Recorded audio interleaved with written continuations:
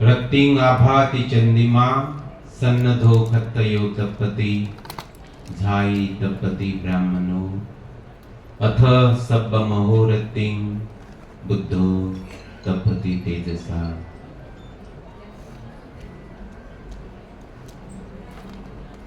अपमादो अमतं पदम पमादो मच्चुनो पदम अपमत्ता नमीयन्ति ये पमत्ता यथा मता। दिवस निघाल्यानंतर सूर्य आपल्याला प्रकाश देतो, चमकत असतो, परंतु तो रात्रीला नाही, त्याच्या मर्यादा आहे। चंद्रमा आपल्याला आभाषित करतो, परंतु तो रात्रीला आभाषित करतो, दिवसा नाही। कोणी राजा रणभूमीवर शस्त्राने गणवेशाने परिपूर्ण असतो तेव्हा तो तेजस्वी असतो, अन्य वेळेस तो सामान्य असतो।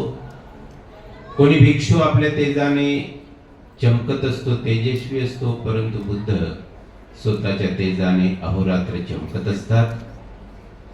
त्या महाकारुणिक तथागत सम्यक संबुद्धाचे प्रसंगी त्रिवार अभिवादन करतो। तथागताने दिलेला सद्धम्म दुःख मुक्तीचा मार्ग, त्या मार्गाला अभिवादन करतोय। तथागताच्या दुःख मुक्तीच्या मार्गाचा संपूर्ण विश्वाला 2500 वर्षानंतर सुद्धा प्रकाश पोहोचवणाऱ्या तथागताचा धम्म प्रत्येक जनाजनापर्यंत पोहोचवणाऱ्या भिक्खू संघाला अभिवादन करतो। आणि हा महान कल्याणकारी सद्धम्म महान कल्याणकारी असूनही आमचा समाज त्यापासून फार दूर होता।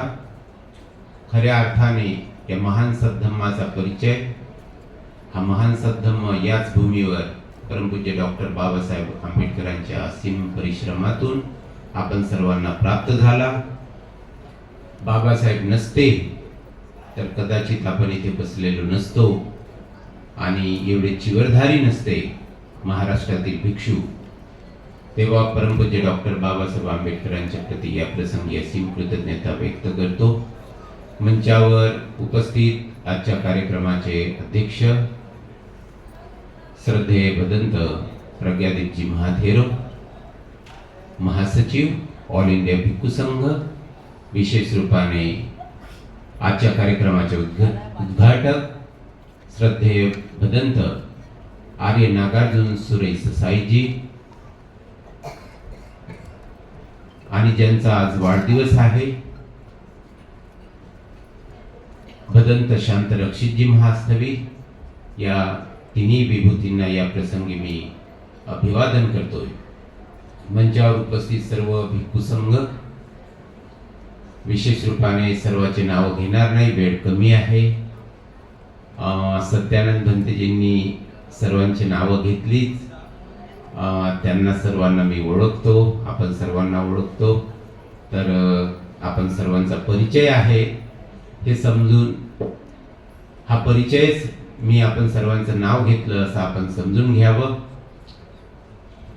आदर परमश्रद्धेय उपस्थित श्रोत्यांमध्ये उपस्थित भिक्खू संघ, भिक्खुनी संघ, उपासक आणि उपासिका संघ, श्रद्धेय भदंत सत्यानंदजी महाथेरो यांनी एक आजच्या कार्यक्रमाला उत्तम अशी दिशा दिलेली आहे। आणि आजची वास्तविकता आपण सर्वांच्या समक्ष श्रद्धेय भदंत सत्यानंदजी महाथेरो यांनी स्पष्ट केलेली आहे।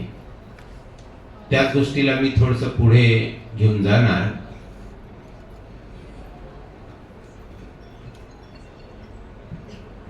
आज भदंत शांत रक्षितजी महास्थवी यांच्या शांत रक्षितजी महास्थवी यांचा 80वा वाढदिवस आहे आणि ही अत्यंत आनंदाची बाब आहे की 80 भंतेजींनी पूर्ण केले आणि असं त्यांच्या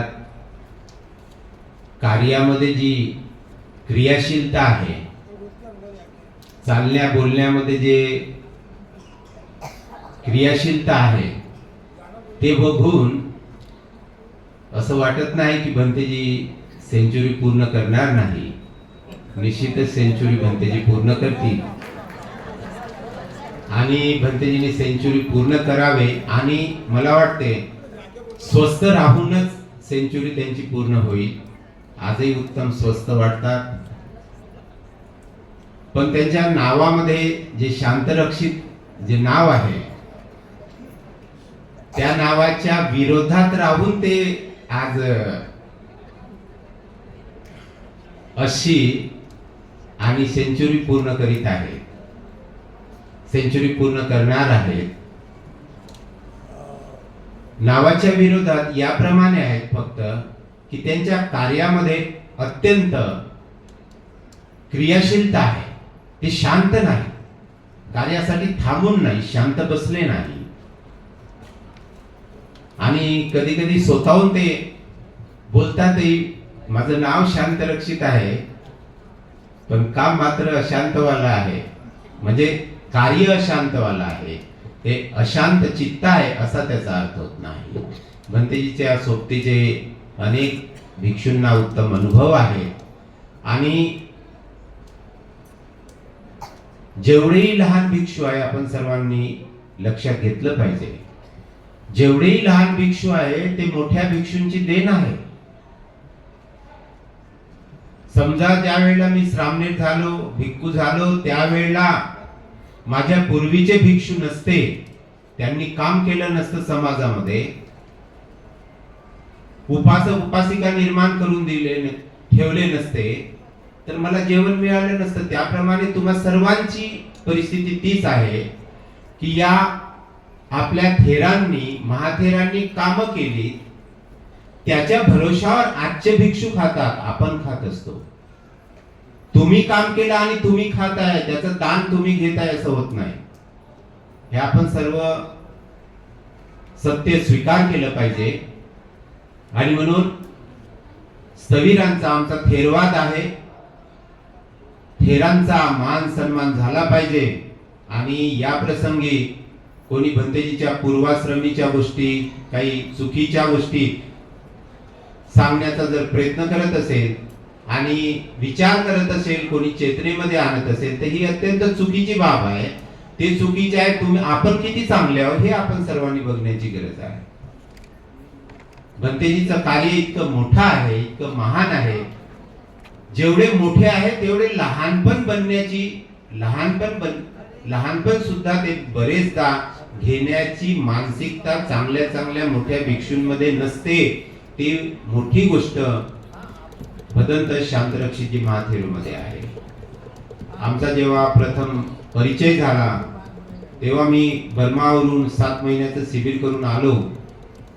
7 महिने मौन राहून आलो, भंतेजीशी चर्चा केली आणि महासी सयाडोच्या केंद्रामध्ये शिबिर केलं. गोविंदकाजीकडे आचार्य म्हणून 94 ला नियुक्त झालो. त्यानंतर महासी सयाडोला तिथे गेलो, 7 महिने शिबिर केलं. नंतर भंतेजी जेव्हा परिचय झाला, भंतेजीशी ध्यानाची चर्चा केली, ते म्हणाले, सुमनून मी मोठा जरी असलो पण शिबिर तू घे. आणि त्वरित त्यांनी शिबिर लावलं. सर्व यवतमाळला सर्व उपासक उपासिका साधकांना तयार केलं, सर्व खर्च केला, शिकवायला मला लावलं, तयारी ते करत होते. आणि सदा एक गोष्ट मी त्यांच्यामध्ये बघितली, तरुण भिक्षूंना जेवढा साथ देता येईल आणि जेवढं मोठं करता येईल, पुढं करता येईल, त्यांच्या उणिवा दूर करता येईल, त्यांना मदत करता येईल, त्या गोष्टी सतत ते करत राहिले. वेळ पडल्यास विरोधही करत होते, वेळ पडल्यास विरोधही करत राहिली. परंतु मात्र तरुणांना एक त्यांच्याकडून बुजुर्ग भिक्षूंमध्ये, म्हणजे त्यांच्या वयाचे जेवढे बुजुर्ग भिक्षू होते, मी तुम्हाला या प्रसंगी सांगू इच्छितो, त्यांच्या वयाचे जेवढे बुजुर्ग भिक्षू होते त्यांच्याकडून आम्हा तरुणांना ती अपेक्षा नव्हती की हे आम्हाला उचलतील आणि पुढे नेतील, आम्हाला मदत करतील, पुढे करतील. पण भंतेजी मात्र तसे करायचे. आणि सत्यानंद महाथेरांनी ही गोष्ट इथे प्रामुख्याने मांडलेली आहे. हे सत्य आहे. आणि त्यांच्यामुळे मोठा संघ दिसतो. एक गोष्ट इथे सांगावीशी वाटते मला. ऑल इंडिया भिक्खू संघाने शांतरक्षित भंतेजी मुंबईला अधिवेशन घेतलं, मोठं अधिवेशन घेतलं आणि आयोजक होते राहुल बोधी महाथेरा.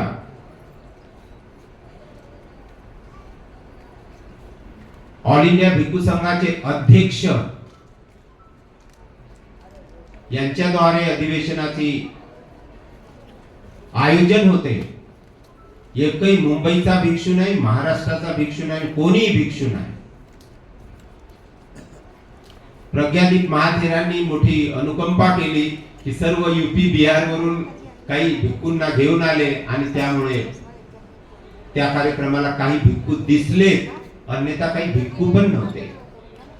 परंतु आपलं जे तुम्ही जे प्रेम तरुणांना दिलं होतं त्याची ही परिणिती आहे की आज एवढे भिक्षू आपल्यावर प्रेम करतात, एवढी भिक्षुणी आहेत, अनेक भिक्षुणी संघ आहेत, ते सुद्धा फार मोठ्या श्रद्धेने या कार्यक्रमासाठी उपस्थित आहे. ही एक विशेष रूपाने मोठी बाब आहे. आणि म्हणून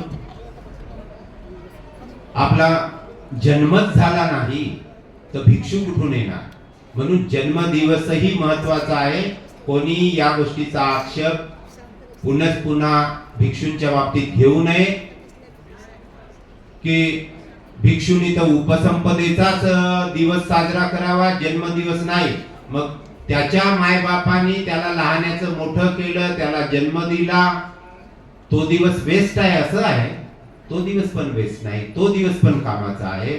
कारण ते त्याच्या मायबापांनी त्या भिक्षूला दिलेल्या दिवसाची आठवण आहे आणि म्हणून तो दिवस सुद्धा भिक्षूंचा महत्वाचा आहे. उपसंपदेचा दिवसही महत्वाचा आहे, तो त्याचा मुक्ती दिवस आहे. परंतु जन्मदिवसही भिक्षूचा महत्वाचा आहे. ते त्याच्या माता पिता प्रती असलेली कृतज्ञता आहे आणि प्रत्येकाने आपापल्या माता पित्यांच्या प्रती कृतज्ञता अर्पण करावी. एक गोष्ट या प्रसंगी विशेष रूपाने सांगण्याची इच्छा होती, तेवढी ती गोष्ट परमश्रद्धेय भिक्खू संघाने विशेष रूपाने ते भिक्खू संघ अधिक संख्येने आहे, भिक्खुनी संघ आहे, उपासक उपासिका संघ आहे, परंतु उपासक उपासिका संघ कमी आहे. एवढा जास्त संघ चिवरधारींचा संघ एका ठिकाणी मिळणे कठीण असते. या प्रसंगी उपस्थित आहे तेव्हा मला आपण सर्वांना सांगावंसं वाटते एक कहाणी आणि त्या कहाणीतून तुम्हाला काय बोध घेता येईल तो बोध आपण घ्यावा. आणि तो बोध जर परमश्रद्धेय भिक्खू संघाने भिक्खुनी संघाने स्वीकार केला तर मला वाटते आपल्याला मग कोणीही आपण कोणत्याही क्षेत्रामध्ये आपण कोणत्याच गोष्टीमध्ये बुद्ध शासनाला जीवित ठेवण्यासाठी बुद्ध शासनाला मजबूत ठेवण्यासाठी कोणत्याही प्रकारे कमी पडणार नाही. एक सत्य कहाणी आहे. कहाणीतून भगवान बुद्ध ही कहाणी सांगून धम्म शिकवत होती. तेव्हा एक सत्य कहाणी आजच्या प्रसंगी वर्तमान कहाणी आपण ऐकावी आणि त्यामधून जो बोध तुम्हाला मिळाला तो ग्रहण करावा एवढीच मी या प्रसंगी अपेक्षा करतो. कहाणी ही आहे की एका शेतकऱ्याच्या शेतामध्ये उंदरांनी खूप धुमाकूळ घातला आणि पिकांना खूप मोठं नुकसान पोहोचवलं. तेव्हा शेतकरी लोक अनेक प्रकारचे उपाययोजना करतात आणि अनोखी उपाययोजना केली जाते. एखाद्याला संपवायचं असेल म्हणजे उंदरांना संपवायचं असेल तर उपाययोजना त्याला आवश्यक आहे. या शेतकऱ्यांनी अनोखी उपाययोजना केली. अनोखी अशी उपाययोजना केली त्यांनी एका सुकलेल्या मोठ्या विहिरीमध्ये डुकराची जी चरबी असेल जे उंदराला आकर्षित करेल ती सोडली, काही धान्य सोडले आणि त्याने उपाययोजना करण्याचा विचार घेतला. उंदरांना वाटलं खाण्याचं उत्तम साहित्य आहे. शेतातील सर्व उंदरे एकमेकांना मेसेज देतात ते कुठे काय मिळते म्हणून आणि त्या दिशेने आकर्षित झाली. सर्व उंदरे विहिरीमध्ये उड्या मारू लागली. पाणी नव्हतं, कोरडी विहीर आणि चरबी खाऊ लागली. धान्य खाल्लं, थोडंसं धान्य तिथे ठेवलं आणि चरबी खाऊन नंतर चरबी संपली. उंदरं सर्व तिथे जमा झाली आणि चरबी जेव्हा तेथील संपली, धान्य संपलं, तेव्हा ते उंदरं फार परेशान झाली. वर तर येता येत नाही आणि त्यामुळे ते फार परेशान होऊ लागले. आणि नंतर वाचायचं तर आहे आणि वाचल्याशिवाय उपाय नाही. आणि त्यासाठी काही उंदरं एकमेकांना खाऊ लागली.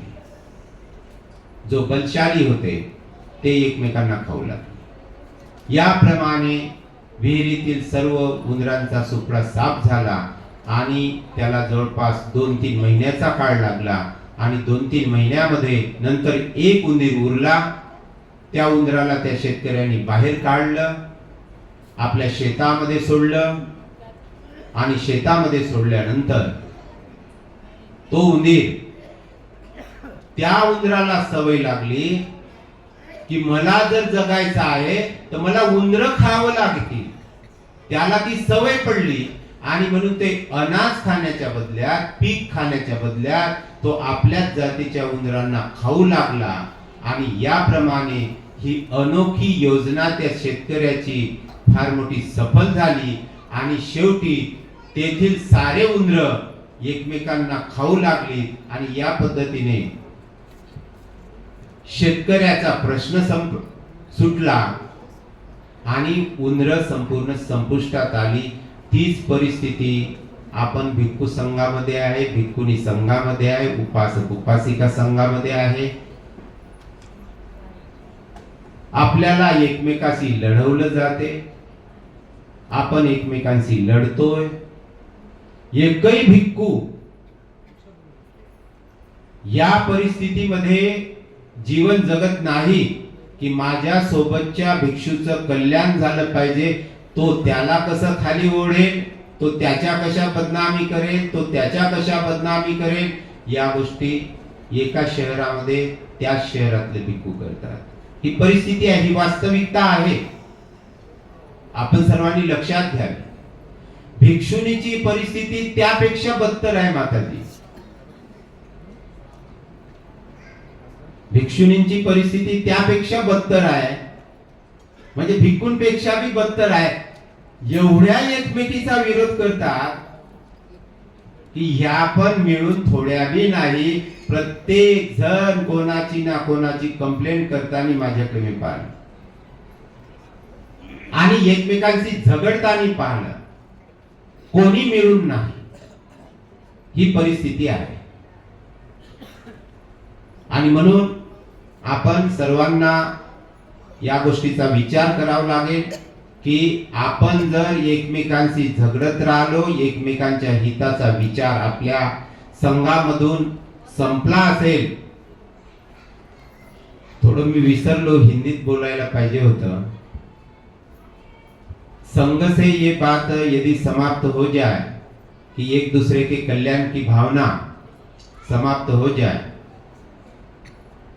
तो फिर ये संघ बचेगा नहीं. इसीलिए हम सभी को मैत्री भावना में पकना होगा, एक दूसरे का कल्याण चाहना होगा, मिलकर रहना सीखना होगा.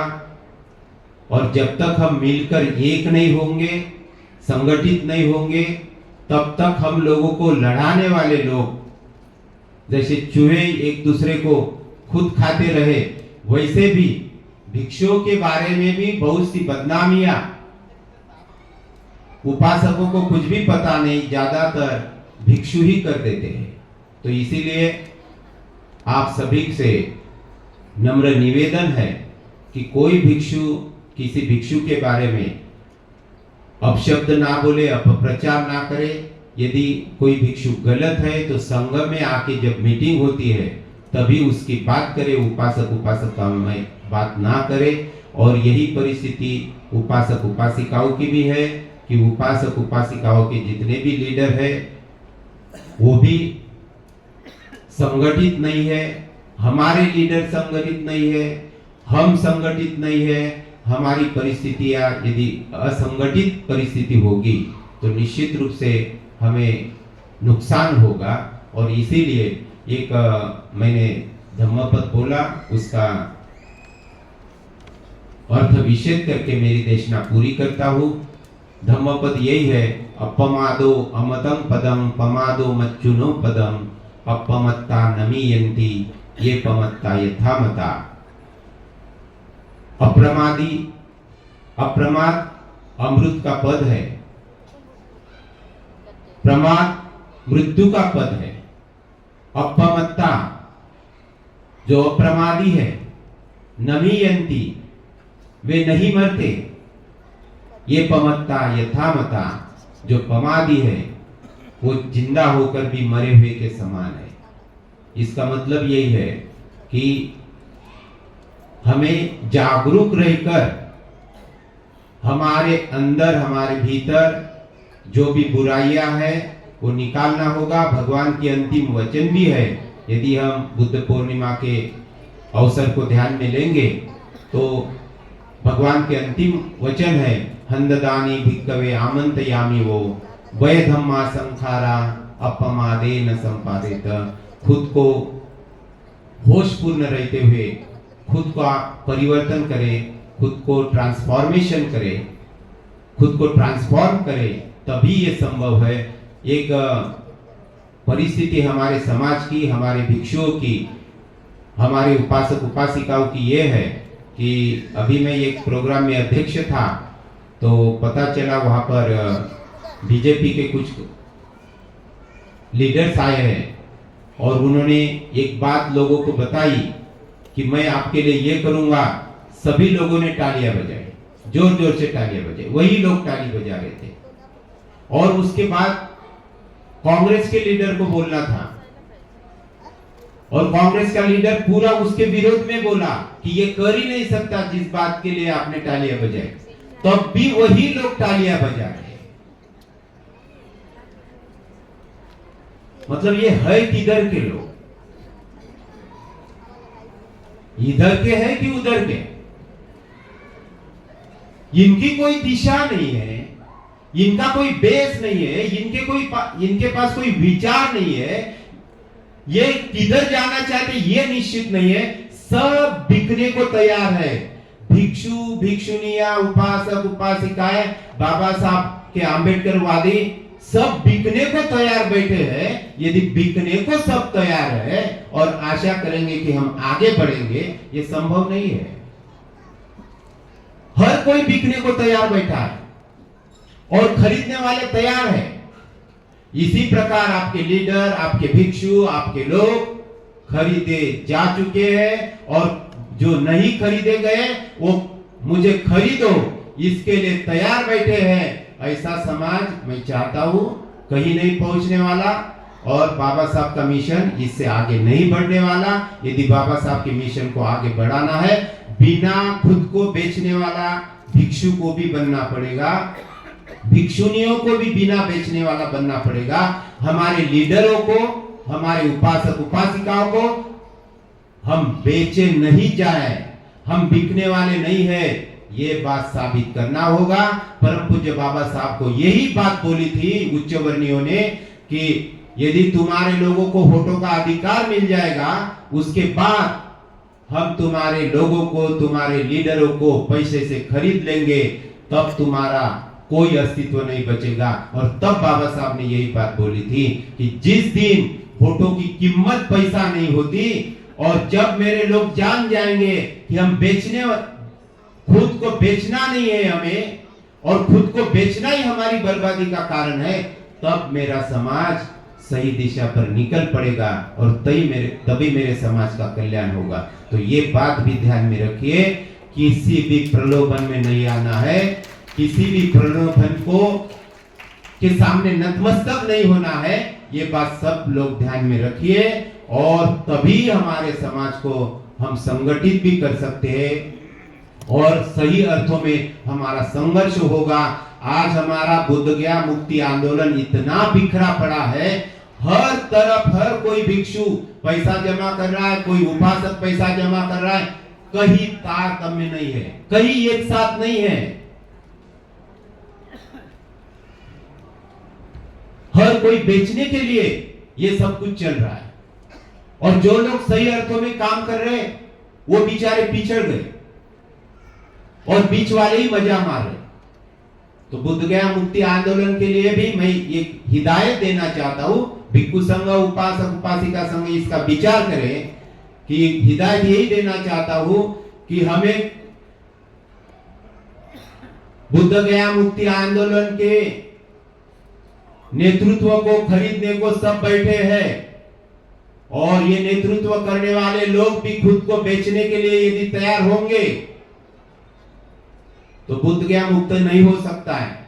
और इसीलिए सभी नेतृत्व करने वाले लोग संगठित हो जाए, एक मंच के नीचे आ जाए, सब मिलकर काम करें और किसी एक पर अलग अलग जवाबदारी जिम्मेदारी देकर, किसी के पास पैसे का जवाबदारी दे तो वही अकेला व्यक्ति पैसे का जवाबदारी निभाए, किसी दूसरे के पास पैसा नहीं जाए, एक अध्यक्ष हो, बाकी अलग अलग कार्य वितरित किए जाए और उस ढंग से यदि बुद्ध गया मुक्ति आंदोलन का काम किया जाएगा तो हो सकता है बहुत जल्दी बुद्ध गया भी मुक्त हो सकता है। लेकिन वो जानते हैं, भी जानते हैं, बाकी लोग जानते हैं, सब बिखरे पड़े हैं, सब अलग एक दूसरे के विरोध में मुक्ति के लिए भी लड़ रहे हैं।